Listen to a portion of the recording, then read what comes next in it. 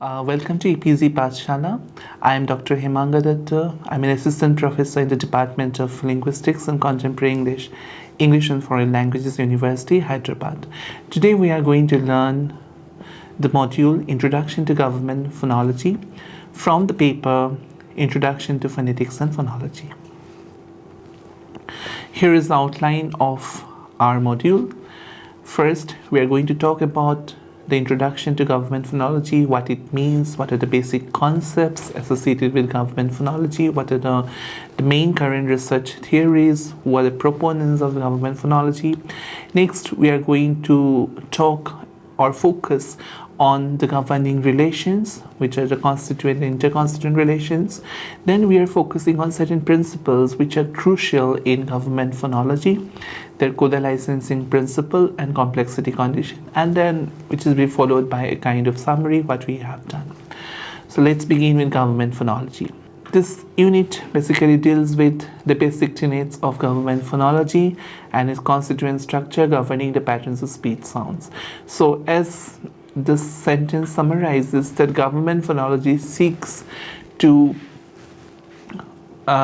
focus more on the segmental patterns and how segmental patterns are organized in a phonological string. That is the main concern of government phonology.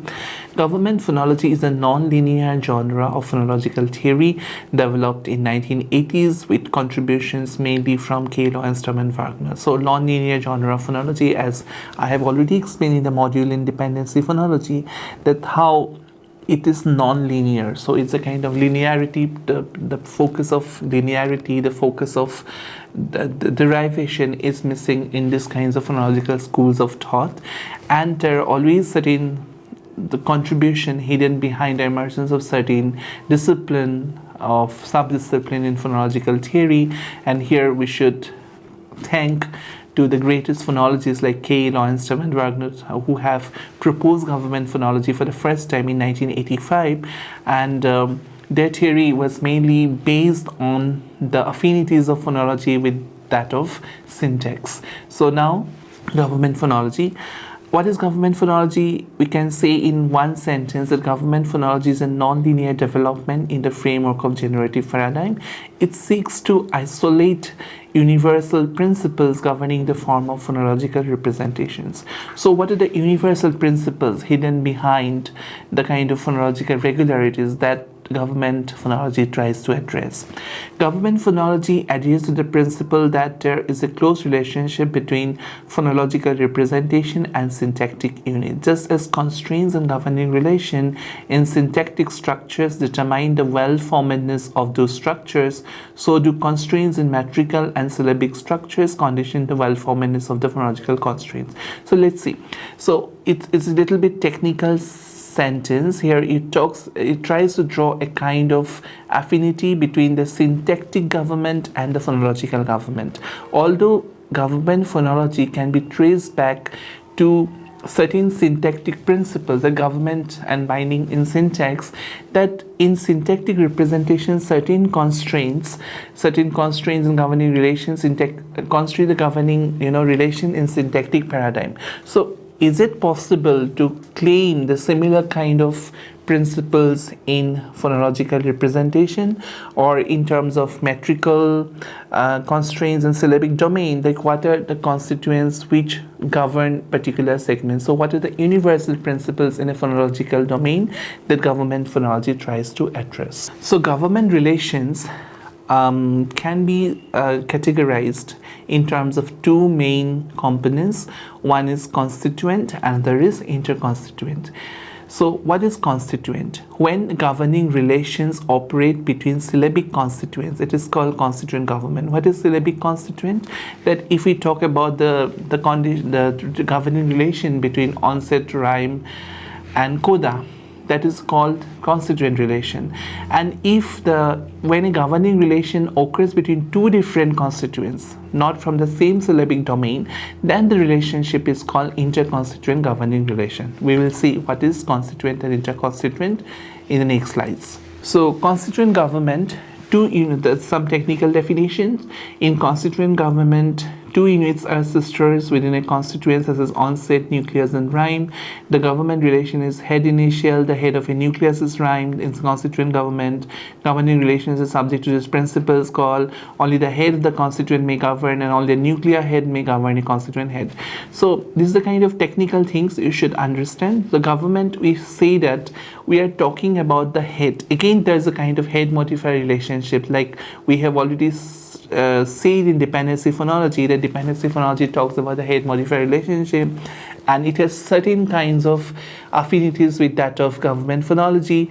In government phonology also we talks about the head modifier relationship, but what is head and what is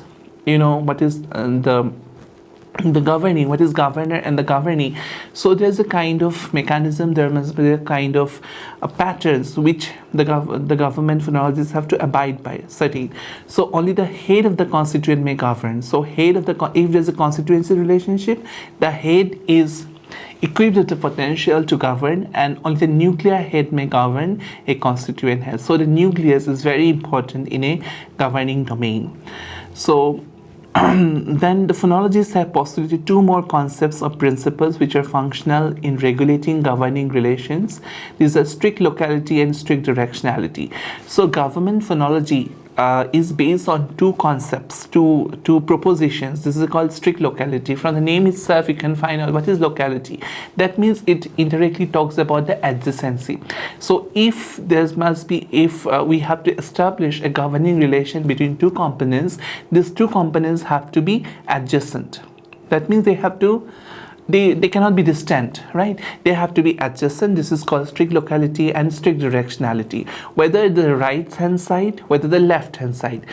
If there's a governing relation, how can we say this directionality? So if it's a constituent relation, it has to be head initial. If it's an interconstituent, it will be final. So there must be, you cannot crisscross the kind of dominance in terms of directionality. So we have to abide by these principles, strict locality and strict directionality. So here we can see here what is strict locality and strict directionality in combining together and how does it reflect. Here we have shown three pictures: onset, nucleus and rhyme. You can see here the representation skeletal points of branching onsets, rhymes and nuclear in constituent government relationship. Here the A represents the governing relations between two consonantal segments, the and dra, and the branching onset cluster is evident in the English word train. B, the relationship between vowel E and lateral la, as can be seen in word English word milk. The representation on U. C shows the governing relation involving long vowels, as is U in English word food. So the arrow marks this governs this. So it's the kind of arrow mark represents that X governs the other X.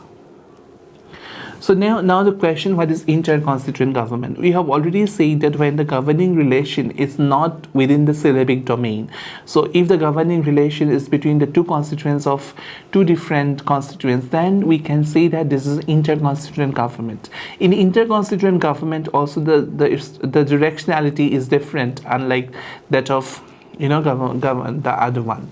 When a governing relation occurs between two different constituents, the relationship is defined as interconstituent government. Interconstituent government is universally head final, whereas the other government is head initial. The relation between an onset and the preceding rhymal consonant constitutes the interconstituent government. According to the constituent government, the nuclear point, which is the head of the rhyme, must govern a skeletal point to the rhymal complement. Hence, the nuclear head and the rhymal complement must be adjacent to each other. So here we talk about the strict locality principle that we have already said. The strict locality and strict directionality together can be subsumed as binary theorem in government phonology, which implies that syllabic constituents are maximally binary. In GP, phonological positions need to be licensed in order to be present, which is known as licensing principle by Kay in 1990, which we'll be discussing in Coda licensing. So here you can see the example. O represents in the slide the onset, R represents the rhyme here. So here the government, to see the position, the head final. So here the relationship is between the onset and the preceding rhymal complement, right? So here you can see the governing relation, because it is a kind of interconstituent governing relation. So here the head is this is the onset. So it's head final. Head final has been represented and projected in this picture.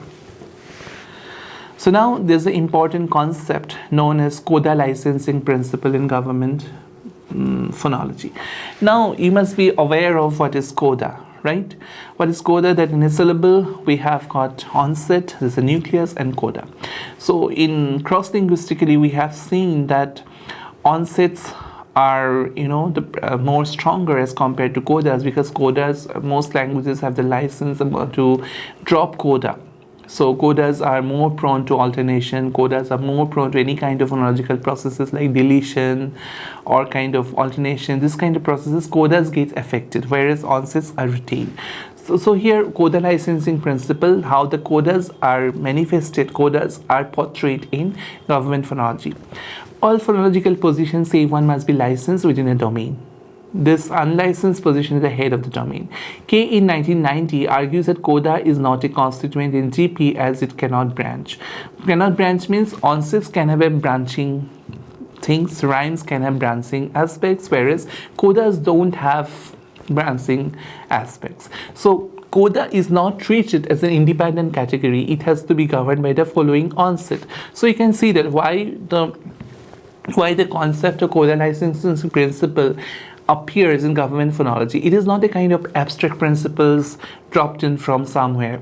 So first you have to understand the relationship between onset and coda cross-linguistically. So in cross-linguistically it is seen that onsets are more stronger than codas. So that's why government phonologists tend to believe that codas don't have the ability to branch, unlike onsets. That's why codas are not treated as independent phonetic category. Then post-nuclear rhymal positions must be licensed by the following onset. According to K, a non-nuclear position is syllabified within the rhyme if there is a governor in the following onset. So here you can see the picture. A word internal or word final branching rhyme is possible only when there is a following consonant in the onset position. Let us illustrate this problem with the English word marry, where the rhyme doesn't branch because there is no governor in the following onset. Here you can see here the rhyme doesn't branch. So because see here, A is the right answer whereas B is wrong. Like you cannot have this kind of things because E is like the onset cannot, this rhyme cannot branch here. This is a kind of, you can see here the operating principles in governing government phonology. It provides, so what does this kind of notation reflect? It provides an answer to the query as why an intervocalic consonant is always syllabified within an onset and not within the rhyme followed by an empty onset, and thereby provides an account for the behavior of elements that are analyzed elsewhere as being in an extrametrical positions. So extrametricality, so it defines what is extrametricality. As to avoid extrametricality, this kind of picture is, this kind of representation in government phonology is banned. There is another phonologist, Monique Charette, in 1991. She says that word final consonant occurs within an onset which because of government constraints is followed by a nucleus. However, this nucleus may or may not have phonetic contents. That means a word final consonant occurs within an onset, but it may or may not have phonetic contents. This is a kind of optional paradigm. The theory of government mainly brings up the point that words ending phonetically with a consonant have a final nucleus in their lexical representation, and they are underlyingly present despite the fact that they are not manifested in the prepausal position overtly. So although they may not have like phonetic manifestations, but they are underlyingly present. So they postulated the notions that there must be kind of the presence of a underlying feature which may not have any phonetic manifestation. Okay, now there is another very important concept associated with complexity condition in GP model. Complexity condition is one of the strategies which regulate the governing relations among the segments in terms of constituent and interconstituent governments. And complexity condition is one of the principles which focus so much on the kind of phonological patterns, the regularity of the phonological patterns, and systematicity involved in the phonological processes across the world languages. So complexity condition has some bearings upon the very relative concept called sonority.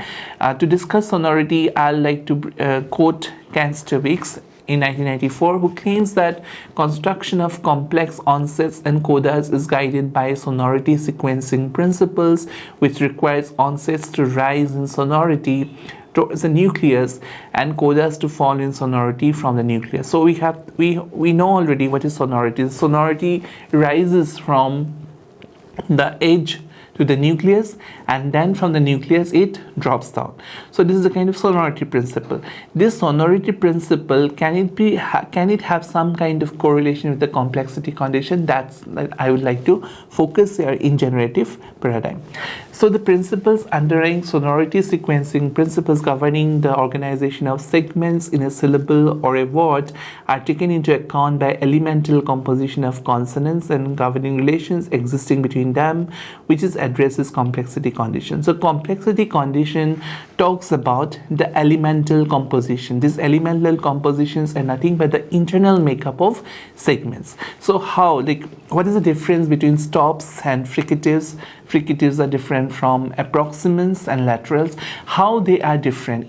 There must be some, the inherent features which are responsible for this kinds of asymmetry occurring between the stops. So the stops are the optimal segments in the sound systems of the languages, whereas you can see that geminate approximants are very marked segments. Why is it so? What are the functions which are responsible for these kinds of asymmetries in terms of phonological regularities? The main thing is that there's a kind of complexity condition. That means the inherent internal makeup of the segments are crucially responsible for these kinds of asymmetries in terms of phonological regularities. As we can see that why stops, even in terms of acquisition also, if a child learns a language, what happens? The children doesn't learn the approximants first. The children learns first the stops. Why is this so? Because stops are some kind of, whether they are more complex or whether they are less complex. So there's a kind of queries we can investigate in terms of government phonology. So complexity condition implies that the element which occupies the governed position cannot be more complex than the governor. That means the governor has to be complex. The element which occupies the governed position cannot be more complex. So the governor has to be less complex than the governee. So we have to see here. K 1990 claims that the reason behind the postulation of complexity condition was to provide an explicit explanation concerning the constituent and interconstituent governing relations, specifically for branching onsets and branching rhymes. The governor has to be more complex than the governee in terms of the number of elements composing the phonological expression. So branching onsets, if we have in languages, we have stop plus approximant clusters. So which governs? So if it's a kind of, the governor has to be more complex in terms of elemental composition than the governee. So we can see here the projections and see here the phonological regularities in terms of this complexity condition in a very better way. The way the sonority, the concept of sonority talks about these kinds of principles, as why certain segments are allowed, why certain combinations of consonant clusters are not allowed. The similar way, however, the concept of sonority is not very, you can say, clear, although it talks about some kind of phonetic underpinnings, it has taken into consideration, whereas the complexity condition in a very direct manner talks about why such and such combinations of consonant clusters are retained and such and such consonant clusters are banned in certain positions in a very simplistic, in a very elegant and sophisticated way. So here I'm going to read one technical definition of complexity. The complexity condition can be explained in the following manner: let alpha and beta be segments occupying the positions A and B respectively. Then if A governs B, then beta must be no more complex than alpha. This implies that the patterns of segments are motivated by complexity conditions. So whenever we see these kinds of things, that we should remember this complexity condition. So complexity condition in a way talks about sonority in the consonant clusters, talks about the syllable contact laws in a very explicit way. So here we can see some examples. You can see here from Assamese, is an Indo-Aryan language. You can see the first initial consonant clusters like pra, pran, tra, trayudakh, pla, plavan, kra, kram, mra, mritu, mla, mlan. Here you can see here the consonant cluster pra, tra, pla, kra, mra. So if we try to categorize this consonant cluster, so it will be stop plus approximate, isn't it? Stop plus liquid. But why the opposite patterns are not allowed, like approximate plus stop, rapa, rata, lapa? Why these consonant clusters are not allowed? It's because of the complexity condition. So if P governs R, so P is more complex than R. So the less complex governor cannot govern the more complex governing. Okay, so here we have the illustration. So it can be observed that word initial onset clusters in Assamese can be formed by combining either stop plus liquid or nasal plus liquid, but liquid doesn't have the potential to be the initial member of onset clusters, as for instance the following are not the onset cluster in Assamese permitted by the phonotectic constraints in Assamese. So the star asterisk represents this is not possible. So why is it possible? The answer can be seen, or answer can be illustrated in terms of complexity condition. The ungrammaticality associated with this above onset clusters can be addressed in the light of constituent government relationship, or we can say that the ungrammaticality associated with this kinds of consonant clusters can be assigned to the complexity condition that we have already discussed.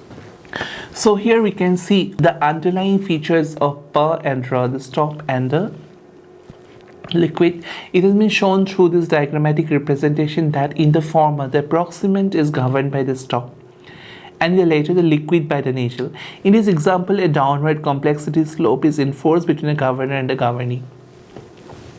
The reasons as why P governs ra can be answered from the internal makeup of the two segments. Whereas voiceless bilabial stop has two internal elements, labiality and glottality, constituting its structure, the approximant possesses only one internal component called coronality. So if you see the picture here, the diagrammatic representation of pa and ra, you can see here the underlying components which are crucial, which are functional in terms of the P and R. So you can see here approximant is governed by the stop.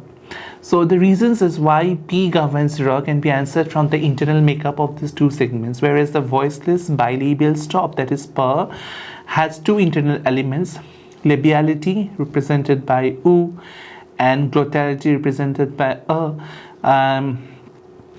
and the ra has got only one component, that is called coronality. So here you can see the pa governs ra because it has got two underlying elements, but ra is a governee because it has got one component. But that's why that is the reason as why ra cannot be in the word initial consonant clusters, because if it has to be governor, it has to have more components and more complex. So this is the reason as why across languages we don't see these kinds of reverse patterns. In the same way, the nasals precede liquids, not vice versa. So like liquids and nasals, liquids cannot be in the initial position in a consonant clusters followed by a nasal. This distributional asymmetry is instrumental in providing explicitly the ability of the nasals to govern liquids.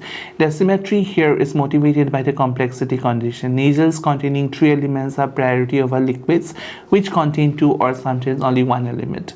So you should remember that these kinds of mechanisms, here we are not talking certain, abstract principles which have got no correlation with the kind of present day data of the world languages. Here we are talking about the phonological regularities across languages. Why is it happening that stops are always in the word initial consonant clusters whenever it's followed by a proximant, while the nasals are always there followed by laterals? So this reasons this as this kind of the fusion, this kind of categorization is present across languages. So this is a kind of universal phenomena government phonology is trying to address in the light of components that are elemental components which are responsible for making these kinds of patterns functional. In addition, there's a correlation between sonority and complexity. As I have said, that complexity condition has some bearings upon the notion of sonority. So there's a kind of correlation between the two concepts. Here you can say more sonorous a segment, less complex it is. So if I see that ra, like if I compare between pa and ra, which is more sonorous, obviously it is ra. If it is more sonorous, then it is less complex. Pa is the less sonorous, isn't it? If pa is less sonorous, that means it is more complex. This is a kind of asymmetric relation between the complexity and sonority. So approximants are less complex than stops and fricatives on the parameters of sonority. So here what we have learned so far, government phonology is a non-derivational and non-linear phonological theory of representation. As we have said, that non-derivational means it doesn't talk about the derivational steps while arriving at the phonetic manifestation of a particular sound. Government phonology, the main concern of government phonology is to isolate the universal principles governing, the organization of sound patterns in world languages. Government phonology tries to talk about the phonological well-formedness in terms of governing relations that we have discussed. Governing relations can be discussed in 2 levels: constituent relation and interconstituent relation. Constituent relation happen if we are talking about the governing relation within the syllabic domain. Interconstituent happens if we are not talking about the governing relation within the same domain but 2 different domains, and the interconstituent is strict locality and strict directionality principles are very crucial in governing relations. So we have already said when a governing relations between 2 different constituent relationship is defined interconstituent and head final. So head initial and head finality depends on whether the governing relation is constituent or interconstituent. In government phonology, Coda plays a very important role in according to the Coda licensing principle, because Coda is not treated as an independent category in the GP model. It has to be governed by the following onset. So it has, in a way, it has talked about the onset Coda asymmetry on a very explicit canvas. Then government phonology also talks about the complexity condition, which we have learned that complexity conditions is a kind of crucial strategy which determines functioning of the segments in a phonological string. And the nasals containing 3 elements have priority over liquids which contain 2 or sometimes only 1 element, as we have discussed here, the relationship between pa and ra and all these things. So yeah, that's all. Hope you have understood this module, and if you want more references in future, you can refer to the e-text of ePathsana. Thank you so much.